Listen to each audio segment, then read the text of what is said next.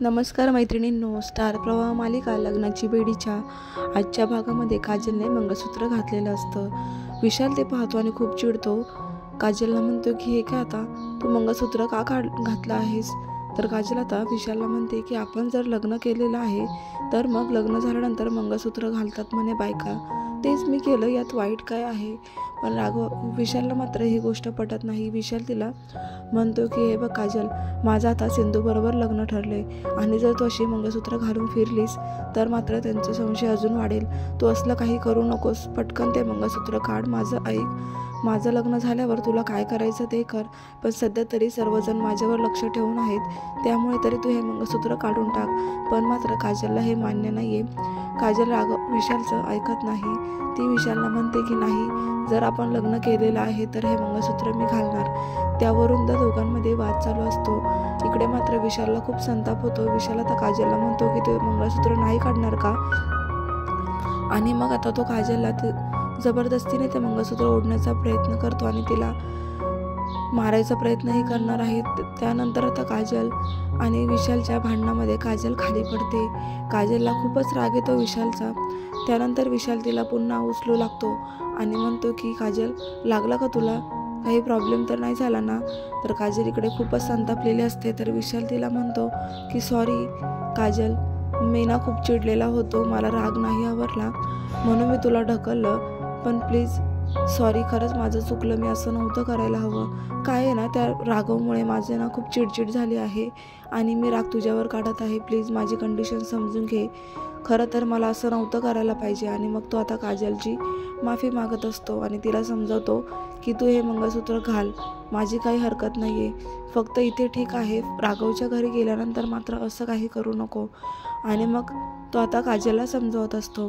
त्यानंतर काजल खूप विचारात पडते आणि म्हणते की राघवने चक्क आज मला मारलं ते सिंधूसाठी. मला तर असं वाटतंय की विशाल खरंच ते सिंधूच्या प्रेमात पडला असावा. पण मग माझं लग्न झालं आहे विशालबरोबर, त्याचं काय, उद्या हा सिंधूबरोबर प्रेम करायला लागेल आणि मला धोका देईल, मला नक्कीच काहीतरी करावं लागेल. ती आता तिच्या पर्समधला एक फोटो काढते जो की विशाल आणि काजलच्या लग्नाचा फोटो आहे. हा एवढा मोठा पुरावा काजलकडे अजूनही आहे आणि काजल आता त्या पुराव्यावरून नवीन प्लॅन करत आहे. तिला असं वाटत आहे की विशालने जर उद्या सिंधूबरोबर लग्न करून मला धोका दिला तर, म्हणून आता तिला सिंधूबरोबर ह्या गोष्टीशी बोलायचं आहे. म्हणजे आता ती प्लॅन करणार आहे की आपण आता सिंधूला फोन करून ह्या गोष्टीबद्दल जाणून देऊया. त्यावर आता ती तो फोटो पाहत असते आणि विचार करते की जर हा फोटो मी सिंधूला दाखवला तर म्हणजे सिंधूलाही कळेल की विशालचं लग्न झालेलं आहे आणि ती स्वतःहूनच आता विशालबरोबर लग्न करण्यामध्ये काहीतरी मार्ग काढेल. तर मग आता ती गपचूप विशाल आणि विशालच्या आईच्या विरहित त्यांच्या टेरेसवरती जाऊन सिंधूला कॉल करते आणि म्हणते की सिंधू, मला तुझ्याशी खूप महत्त्वाचं बोलायचं आहे. आता इकडे सिंधू ही विचार करत असते की नक्की काजलचा फोन माझ्या नंबरवरती यांचं काय काम असेल बरं. आणि मग सिंधू तो फोन उचलते.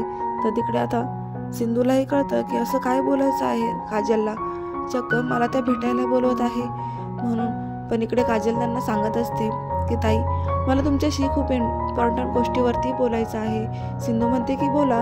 त्यावर मग काजल म्हणते की नाही, असं फोनवर मी नाही बोलणार, हे खूप महत्त्वाचं काम आहे जे मला समोर बसूनच तुमच्याशी बोलावं लागेल.